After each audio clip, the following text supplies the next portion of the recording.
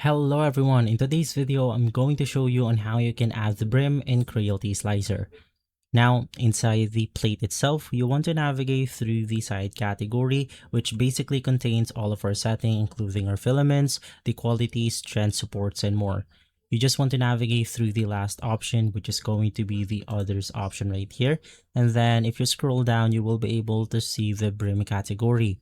Now to change the brim width, you want to change this into something like other presets that we have. Maybe you want to do some inner brim only, and then of course you can now change the millimeters on your brim width. Let's change this into something like 3 mm. Now for the brim object gap, I'm going to change this into something like 0.2, and basically from there you are good to go. Just click on the slice plate option and then it will apply the brim onto our model right here. And so guys, if this video has been helpful, leave a like, subscribe, and follow guide to everything for more videos like this. And as always, thanks for watching.